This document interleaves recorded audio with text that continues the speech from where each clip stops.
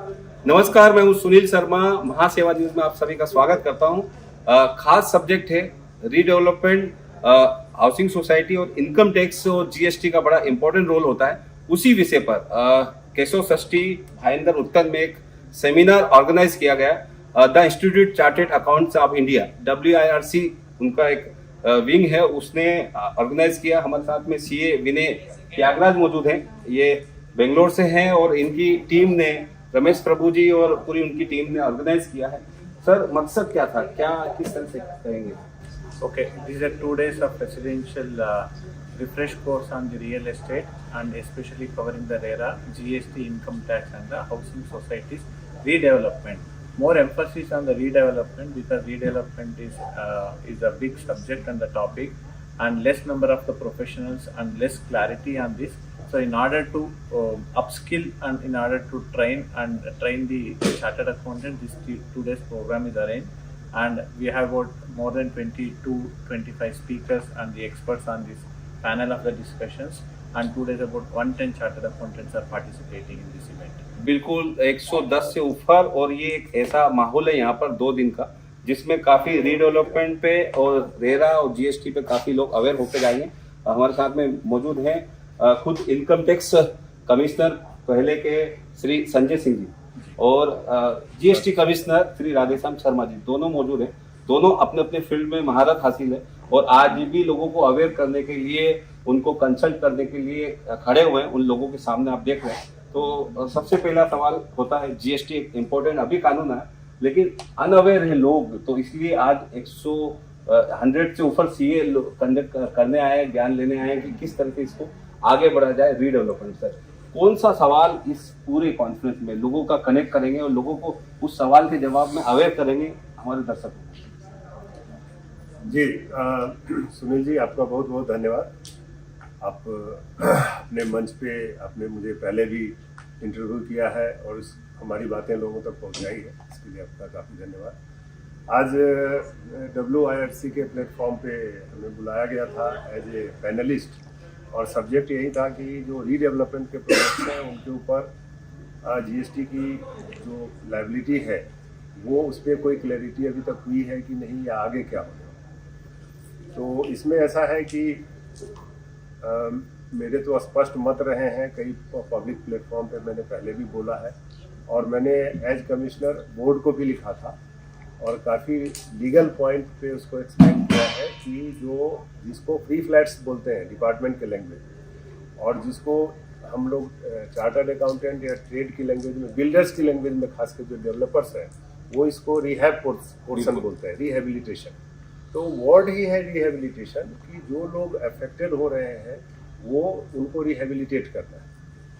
तो मैंने अपने प्रेजेंटेशन में हर जगह और जो बोर्ड को भी लिखा था, यही बताने की कोशिश की है कि जो एग्जिस्टिंग नोटिफिकेशंस हैं जिनके अंदर कोई लेवी लगेगी, उस नोटिफिकेशन में ही रीडेवलपमेंट पोर्शन कवर नहीं होता है। ये एक बहुत बड़ी भ्रांति फैली हुई है सर्विस टैक्स के टाइम से ही, और टैक्स प्रैक्टिशनर्स और सीए और सारे स्टेक होल्डर्स के बीच में ये क्लैरिटी नहीं है कि जो ओरिजिनल नोटिफिकेशन है वो सिर्फ real estate project, residential real estate project, affordable housing और बाकी जो 2 प्राइवेट प्रोमोटर्स हैं, एक लैंड ओनर प्रोमोटर और एक डेवलपर प्रोमोटर, उनके बीच जो आज पूरे हिंदुस्तान में टियर 2, टियर 3 सिटीज़ में ऐसे एग्रीमेंट चल रहे हैं कि जो बड़े लैंड ओनर्स हैं वो खुद प्रॉपर्टी को डेवलप नहीं कर पाते, तो वो एक एग्रीमेंट बनाते हैं जिसमें 60-40, 55-45 के रेशियो में वो खुद भी उस फ्लैट को जो बनता है या यूनिट बनता है उसको बेच सकते हैं, और जो डेवलपर है वो भी बेच सकता है। सिर्फ उस चीज़ को कवर किया गया है 11/2017 में। रीहैब पोर्शन कवर ही नहीं है, ना लेजिस्लेटिव इंटेंट है इसके पीछे, लेकिन एक ज़बरदस्ती का डिमांड बना हुआ है। समहाउ कोर्ट का डिसीजन पेंडिंग है सर्विस टैक्स के टाइम का, वसंता ग्रीन में जैसे सुप्रीम कोर्ट से डिसीजन नहीं हो पा रहा है। और जीएसटी में अनफॉर्चुनेटली अभी क्या हुआ है, अभी तो सिर्फ डिमांड इशू हुए हैं, अभी उनका एडजुडिकेशन होना बाकी है, एडजुडिकेशन के बाद अपील होनी बाकी है और तब हाई कोर्ट में जाएगा। बिल्कुल। तो जब तक कि हाई कोर्ट में नहीं जाएगा तब तक इसका निदान नहीं होगा। जैसे सेल्फ रीडेवलपमेंट में मुंबई में 4 में देखे कांदीवली, फिर मुंबई की बात करें तो सैकड़ों प्रोजेक्ट अभी सेल्फ रीडेवलपमेंट में ऑन गोइंग है। सेल्फ रीडेवलपमेंट को प्रोत्साहन कब मिलेगा? जब आप जैसे लोग जो टेक्निकली जानते हैं, और यह हमारे मिनिस्टर है Nirmala Sitharaman ji, finance minister FM, को प्रेजेंट्स कर सके, टेक्निकली समझा सके कि ये जो रीडेवलपमेंट है, जो रिहेब कंपाउंड है, उस पर जीएसटी नहीं लगना चाहिए। तो सर क्या कोशिश होगी महासेवा या आपका अपना क्रेडा एमसीआई या बोले आप WRC, ये सब प्रयास करेंगे इस तरह के प्रेजेंटेशन के लिए, ताकि जो स्टेक होल्डर है, जो ग्राहक है, होम बायर्स है या पुराने टेनेंट है, उनको राहत मिले। तो इस विषय पर जैसा कि सुनील जी आपको मालूम है कि ये जो 4 बड़े एसोसिएशन है बॉम्बे में रियल एस्टेट के, MCHI हो गया, नरेडको हो गया, BDA तो कह लीजिए थोड़ा छोटा ही है, और एक वन मोर, तो कम से कम BDA और नरेडको के प्लेटफॉर्म पे तो मैं बोल चुका हूँ, प्रेजेंटेशन दे चुका हूँ। अब लास्ट टाइम मेरी नरेडको वालों से बात हुई थी, जो प्रेसिडेंट है निरंजन हीरानंदानी जी, वो खुद मिले थे और उन सब ने इच्छा जाहिर की थी कि इस पर आप प्रेजेंटेशन बनाइए, हम लोग GST काउंसिल में जाते हैं। अनफॉर्चुनेटली बाद में उन लोगों की तरफ से इनिशिएटिव नहीं आया। तो जहाँ तक मेरी बात है, since I am form in my conviction, इसमें मुझे ये नहीं है कि मुझे कोई एडवाइजरी रोल में कहीं से कोई बहुत मोटी रकम मिल जाए, इसके लिए आई एम कन्विंस्ड दैट ये खास के जो लोअर इनकम ग्रुप के लिए घर बनते हैं, उन सबको जो GST का बर्डन होगा वो उनके लिए ये नहीं होगा, फिजिबल नहीं होगा, तो उनको बचना चाहिए। और लॉ में प्रोविजन है, तो अगर कोई प्लेटफॉर्म मिलता है जिसमें ये सारे एसोसिएशन चाहते हैं, तो मैं तैयार हूँ, GST काउंसिल हो या FM के पास जाना हो, या सबसे बड़ी बात है इसमें ग्रुप ऑफ मिनिस्टर्स बना हुआ है, उनकी रिपोर्ट नहीं गई है। 52nd GST काउंसिल में एजेंडा पॉइंट था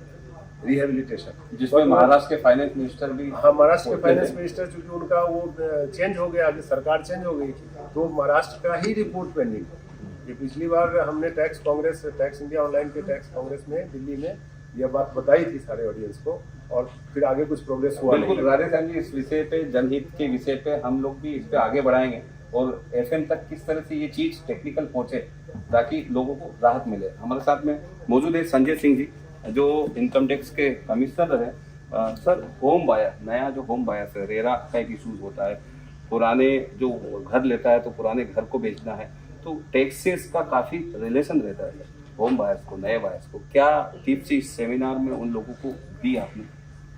तो ऐसा है कि जहाँ तक रीडेवलपमेंट का सवाल है, और जो होम बायर किसी सोसाइटी का मेंबर है और उसके ऊपर उसको जो मकान मिलता है, उसके ऊपर तो उसकी कोई टैक्स लायबिलिटी आती नहीं है, बल्कि लेकिन जब उसके पास अगर उसकी कोई कॉम्पनसेशन मिलती है या कोई कॉर्पस अमाउंट मिलता है, तो टैक्सेशन या तो सोसाइटी के ऊपर जाता है या फिर उसके इंडिविजुअल पे भी कभी जाता है। तो उसके बारे में उसको थोड़ा सोचना पड़ता है कि इस पर क्या टैक्स लायबिलिटी आएगी। पर कुल मिलाकर के डेवलपमेंट ऐसा एक स्कीम है जिसमें जो बेनिफिट मिल रहा है उसमें कुछ ना कुछ फ़ायदा ही होता है। तो फिलहाल मुझे टैक्सेशन में बहुत ज़्यादा इसमें दिक्कत नज़र नहीं आती किसी होम बायर को जो एग्जिस्टिंग होल्डर है जिसको इस पर डेवलपमेंट जाना है, और ऐसी कोई बड़ी समस्या तो नहीं नज़र आ रही है जिसके पर इनको इस समय परेशान होने की ज़रूरत है।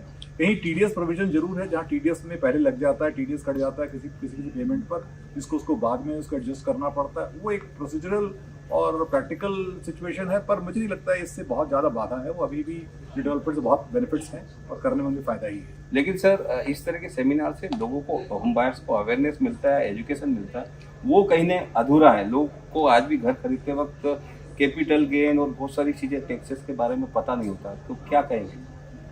तो इस मामले में जैसे आप बिल्कुल सही कहा कि बहुत सारे लोग ऐसे हैं जो कि सिर्फ आम फ्लैट होल्डर हैं, उनको बहुत सैलरीड एम्प्लॉई है या किसी प्राइवेट सेक्टर में काम करता है, उसे टैक्स का बहुत ज़्यादा ज्ञान नहीं है और उसको मालूम ही नहीं चलता है कि इसकी क्या बातें हो रही है।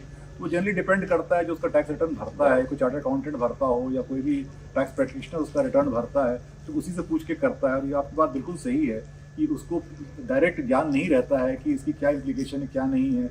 जो भी उसको इन्फॉर्मेशन मिलती है वो उसको टैक्स प्रैक्टिशनर या चार्टर्ड अकाउंटेंट से मिल पाती है, वो भी उसके लिए बहुत बड़ा क्लाइंट नहीं होता है, तो इसलिए उसके लिए भी बहुत ज़्यादा वो समय नहीं निकाल पाता है। तो ये बात आपकी सही है कि अगर आपके माध्यम से लोगों को वाकिफ़ कराया जाए कि इसमें क्या उसकी लायबिलिटी होगी और क्या उसका सही चीज़ को देखने की ज़रूरत है, तो उसको बहुत फ़ायदा मिलेगा। क्योंकि जो प्रोफेशनल है उसके लिए शायद वो बहुत छोटा आदमी, इसके लिए इतना समय वो दे नहीं पाता है इतने बड़े बड़े मैटर के साथ। बिल्कुल, डायरेक्ट जो होम बायर्स है, जो उपभोक्ता है, उनको कहीं ना कहीं राहत पहुंचे। इसीलिए WRC जो CA कम्युनिटी की बड़ी संस्था, उन लोगों ने मिलकर CA लोगों को किस तरह से एक्सपर्ट के जरिए अवेयर और एजुकेट किया जाए ताकि वो होम बायर्स को आने वाले दिनों में एक सशक्त और सक्षम बनाया जाए। मैं सुनील शर्मा, कैमरा में श्रेष्ठ चोगले के साथ में महासेवा न्यूज़, मुंबई।